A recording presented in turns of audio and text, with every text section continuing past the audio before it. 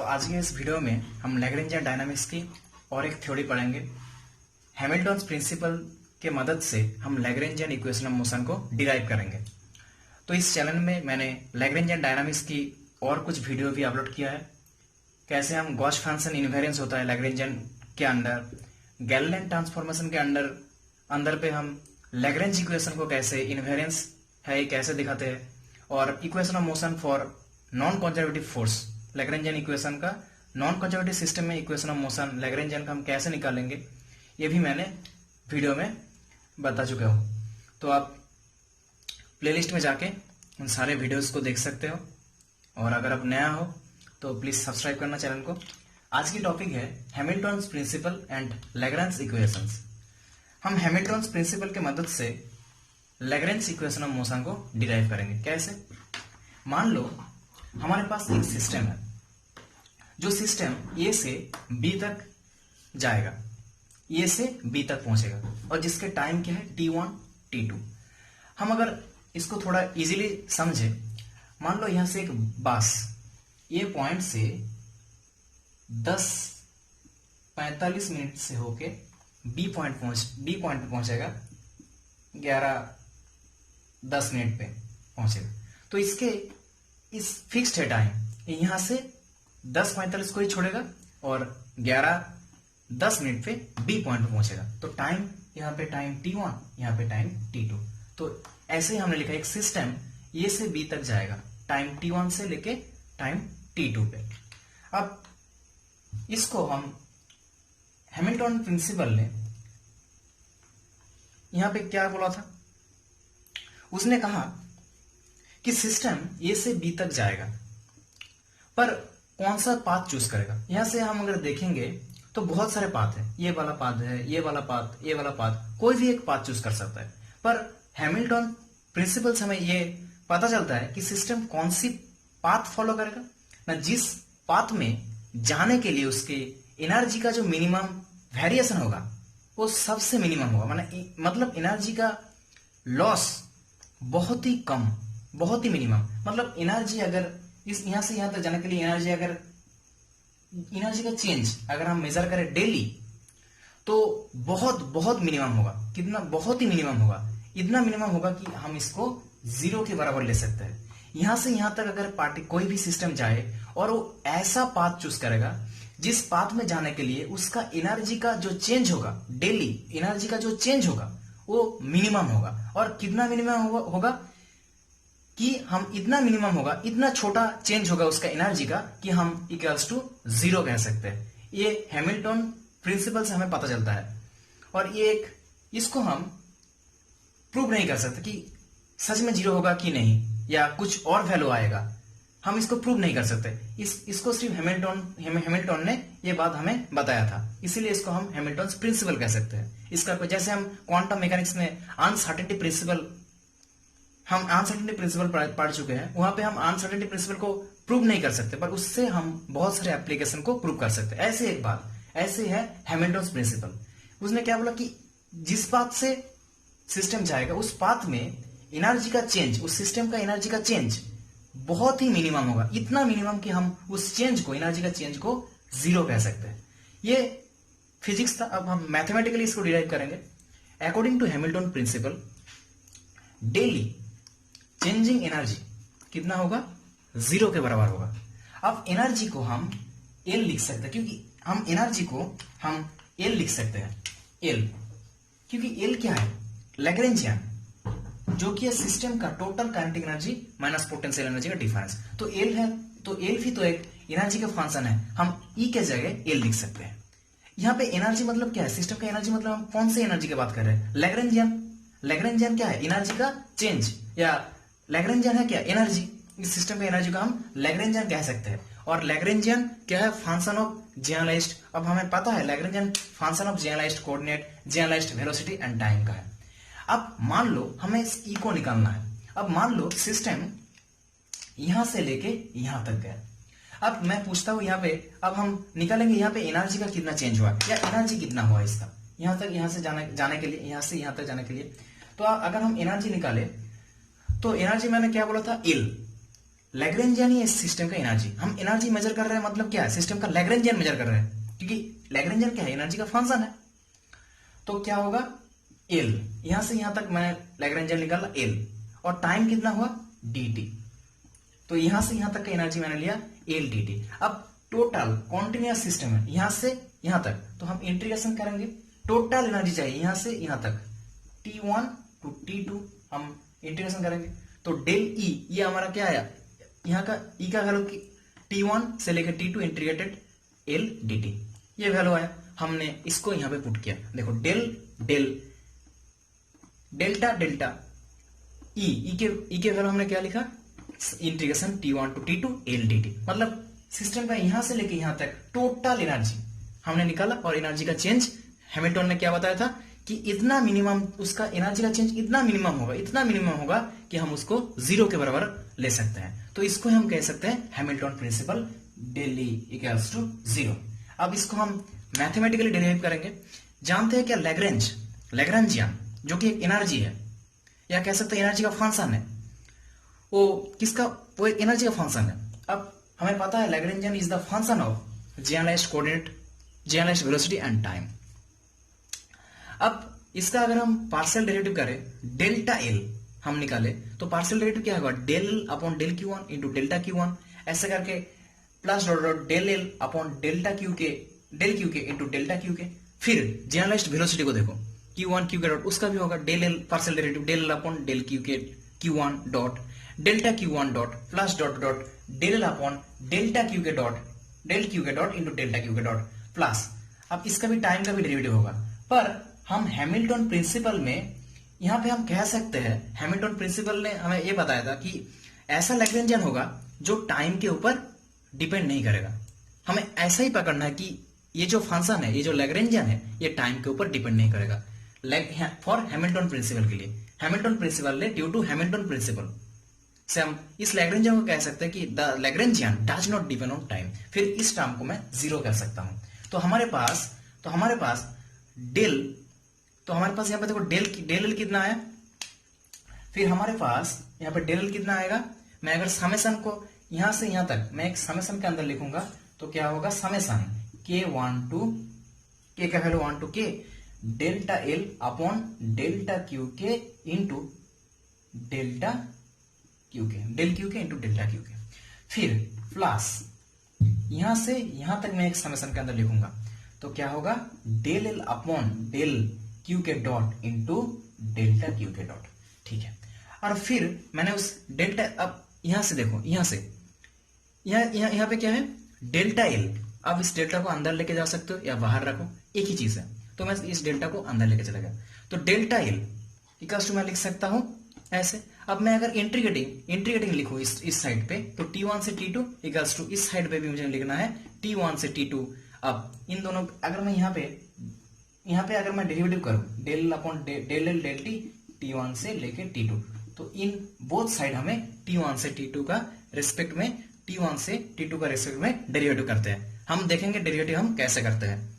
Okay, तो देखो integration T1 to T2 del upon del L into del T equals to integrating T1 to T2 del L upon del Q K delta Q K dt।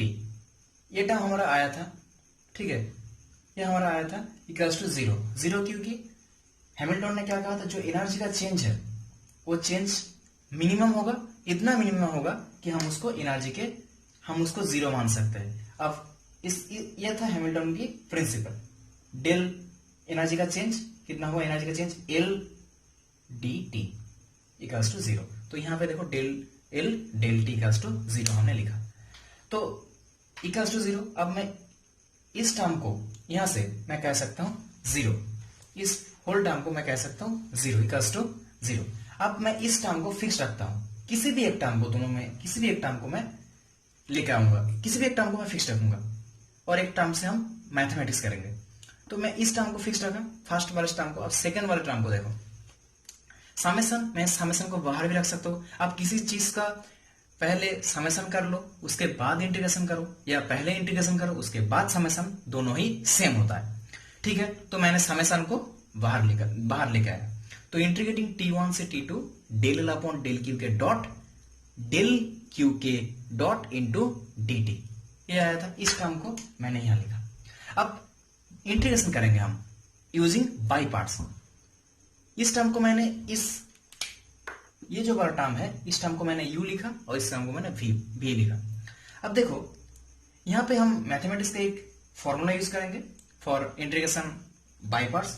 यहां से मैंने दिखाया जो सबके लिए easy होगा, u v dx। पहले हम क्या करते, u को बाहर निकलते, फिर v का इंटीग्रेशन। ऐसे ही देखो हमने यहाँ पे u लिखा इसको, तो पहले हमने u को ऐसे ही as it is del upon del Q K dot, फिर इस टर्म का मैंने इंटीग्रेशन किया। अब इस टर्म का इंटीग्रेशन करूंगा, अगर वेलोसिटी का इंटीग्रेशन करते हैं तो वेलोसिटी का इंटीग्रेशन क्या आता है, डिस्टेंस। तो देखो इसका डेल्टा क्यू के, ठीक है। अब हमने इंटीग्रेशन कर दिया। अब लिमिट t1 से t2 माइनस इंटीग्रेटिंग u का डेरिवेटिव, u ये टर्म था, उसका डेरिवेटिव टाइम के रेस्पेक्ट में, क्योंकि डेरिवेटिव इंटीग्रेशन हो रहा है किसके रेस्पेक्ट में, टाइम के रेस्पेक्ट में। तो D D T D you by D T, you है क्या है, del upon del Q K dot. फिर v का इंटीग्रेशन, फिर से इसका इंटीग्रेशन कितना होगा, इसका इंटीग्रेशन करो। फिर वेलोसिटी का इंटीग्रेशन क्या आता है, डिस्टेंस का डेरिवेटिव आता है वेलोसिटी का इंटीग्रेशन आता है डिस्टेंस, तो delta Q K into T T, ठीक है। अब देखो इस टर्म को मैं जीरो लिख सकता हूं, क्यों, क्योंकि जब इस टर्म को जीरो में लिख सकता हूं, क्यों, क्योंकि देखो हमारा जो सिस्टम था वो ए पॉइंट से बी पॉइंट पे पहुंचेगा सिस्टम। तो शुरुआत किसी भी पाथ से हो, मान लो इस पाथ से जा रहा हो, इस पाथ से या किसी पाथ से, यहां पे देखो इन दोनों पॉइंट पे देखो, इन दोनों पॉइंट पे सब ऐसे देखो, तीनों पॉइंट पे तीनों लाइन है इस पॉइंट से। अगर मैं ए पॉइंट पे देखूं एट टाइम टी, वहां पे जनरलाइज्ड कोऑर्डिनेट क्यू के, ऐसे ही यहां पे जनरलाइज्ड कोऑर्डिनेट क्यू के एट टाइम t2। यहां पे कोई चेंज नहीं है जनरलाइज्ड वेलोसिटी का, तीनों ही एक ही, तीनों पाथ एक ही पॉइंट पे है, तीनों पाथ ही कोइंसाइड है एक ही पॉइंट पे। मतलब इसके लिए, इस पाथ के लिए generalised coordinate at time t1 पे जो होगा, स्ट्रेट लाइन पे जनरलाइज्ड कोऑर्डिनेट का वैल्यू जो होगा, इस पाथ के लिए यहां पे जनरलाइज्ड का वैल्यू जो जितना होगा हर किसी के लिए सेम होगा, कोई चेंज नहीं होगा, क्योंकि तीनों ही पाथ एक ही पॉइंट पे है। तो यहाँ पे एट टाइम t1 पे जितना जनरलाइज्ड वेलोसिटी, जो जनरलाइज्ड डिस्प्लेसमेंट क्यू के का मान, क्यू के का वैल्यू, इसके लिए इस पाथ के लिए जो होगा, इस पाथ के लिए भी उतना ही होगा, इस पाथ के लिए भी उतना ही होगा। तो एट टाइम t1 पे जनरलाइज्ड वेलोसिटी का, जनरलाइज्ड डिस्प्लेसमेंट का कोई भी चेंज नहीं हुआ। पर हाँ यहाँ पे हो सकता है, यहाँ पे देखो इस सरफेस में देखो, यहाँ पे चेंज हुआ, यहाँ पे चेंज हुआ, पर इन दोनों पॉइंट पे at time t1 at time t2 इसका कोई चेंज नहीं हुआ। ठीक है, आपको समझ में आ गया। तो इसको मैं जीरो रख सकता हूं। तो फिर हमारे पास क्या बचा, ये टर्म बचा, summation k equals to 1 to k integration t1 to t2 d dt del upon del Q K dot into delta Q K dt। बस अब मैं इस टर्म को, इस सेकेंड टर्म से मैंने ये वैल्यू मुझे आया, ये वैल्यू मैंने निकाला, ठीक है, ये तो जीरो हो गया, मैंने ये वैल्यू निकाला। फिर इस वैल्यू को मैं इस इक्वेशन 1 पे पुट करूंगा। तो देखो इक्वेशन 1 पे क्या था, ये वाला term as it is t1 से t2 summation del L upon del Q K into delta Q K into D T minus ये प्लस इसका वैल्यू क्या होगा, ये नेगेटिव t1 से t2 del D D T del upon del Q K dot delta Q K into D T. फिर next step हम करेंगे। Next step में क्या होगा, देखो हम क्या कर सकते हैं, इसको इंटीग्रेटिंग t1 से, नेक्स्ट स्टेप में हम क्या करेंगे, इंटीग्रेटिंग t1 से t2। अब हम यहां पे कॉमन लेंगे, समेशन को बाहर रखेंगे, पूरे होल टर्म को हम कॉमन लेंगे, क्या होगा डेल। अब यहां से मैं नेगेटिव को कॉमन लूंगा, पहले नेगेटिव, इस टर्म को मैं चेंज कर सकता हूं कैसे, यहाँ इस नेगेटिव को मैं यहां पे लेके आ सकता हूं, मतलब यहां पे मैं नेगेटिव कर सकता हूं, यहां पे मैं पॉजिटिव कर सकता हूं। यहां पे मैंने नेगेटिव कर दिया, यहां पे मैंने पॉजिटिव कर दिया, इक्वल्स टू यहां पे जीरो है, मैं साइन चेंज कर दिया, ठीक है। अब मैं डेरिवेटिव, अब मैं कॉमन लूंगा, तो डी डी टी, समेशन को मैंने बाहर निकाल दिया और इंटीग्रेशन एक ही होगा T1 से T2, समेशन का वैल्यू भी एक ही होगा K1 से लेके K। अब यहां पे देखो D D T del L upon del Q K dot minus del upon del Q K. इस पूरे टर्म को मैंने यहां से कॉमन लेकर रख दिया। इसके बाहर क्या जाएगा, देखो डेल्टा क्यू के डी टी, तो डेल्टा क्यू के डी टी इक्वल्स टू कितना होगा, इक्वल्स टू 0। ठीक है, इसका मतलब क्या है, समेशन फिर इंटीग्रेशन। इसका मतलब क्या है, मान लो जो हमारा सिस्टम था ए से बी, सिस्टम ए से बी पॉइंट पे जाएगा, किसी भी एक पाथ से, किसी पाथ से जा सकता है ए से बी पॉइंट तक, ए से बी पॉइंट तक किसी भी पाथ से जा सकता है। पर हैमिल्टन ने क्या कहा, उसी पाथ से जाएगा जहां पे उसका मिनिमम एनर्जी का जो चेंज वो 0 होगा। ठीक है, और यहां पे समेशन और इंटीग्रेशन दोनों ही है। इसका मतलब यहां पे समेशन का मतलब क्या है, डिस्क्रीट सिस्टम। मान लो जनरलाइज्ड कोएफिशिएंट के वैल्यू Q1, यहां पे मैं लिख सकता हूं Q1 Q2 Q3 dot Qk।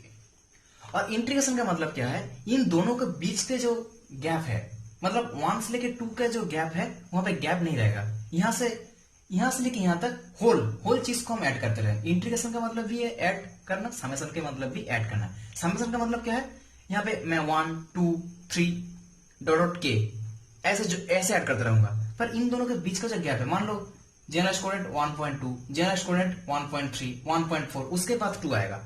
तो हर कोई टर्म यहां से लेके हम छोटे हर कोई टर्म, हर सब टर्म को हम इंटीग्रेटिंग करेंगे, मतलब हर टर्म को हम ऐड करेंगे। इसका ही मतलब है समेशन और इंटीग्रेशन का मतलब।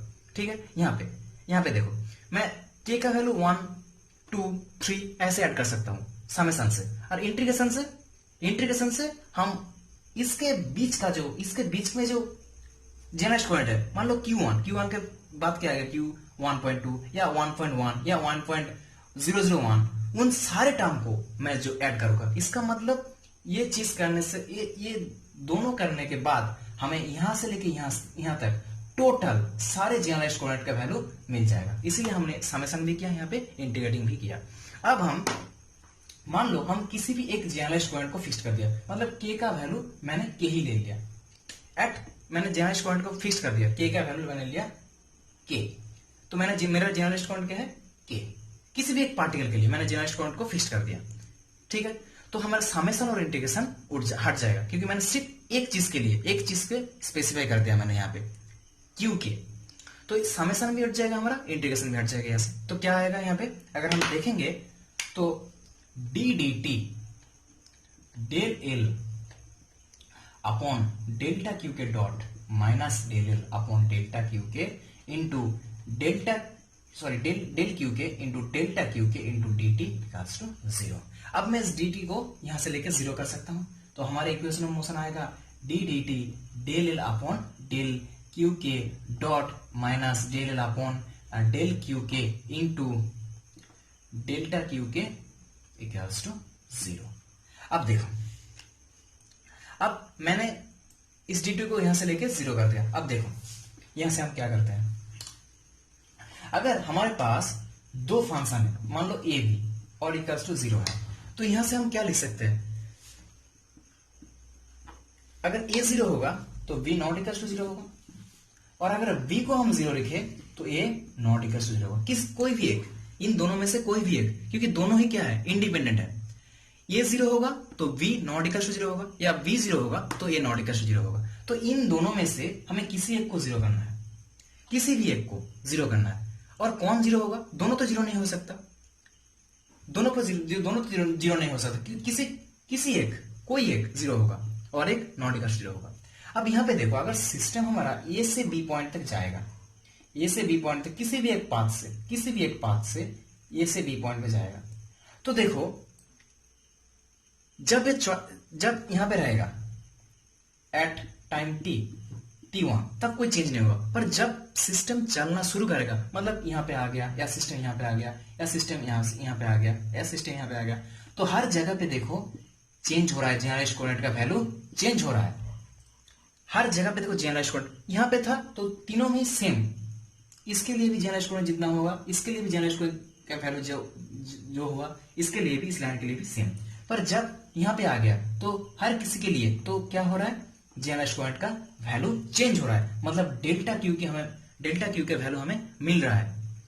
तो हम कह सकते हैं डेल्टा क्यू के वैल्यू मिल रहे हैं हमें, हर जगह पे देखो चेंज हो रहा है। तो ये चीज हम जीरो नहीं कर सकते, ये चीज हम जीरो नहीं कर सकते। तो ये जीरो नहीं होगा तो इस इक्वेशन को सेटिस्फाई करने के लिए कौन सी टर्म जीरो होगा, ये जीरो होगा, फर्स्ट वाला टर्म। तो हम लिख सकते हैं D D T del L upon delta Q K dot minus del Q K equals to zero.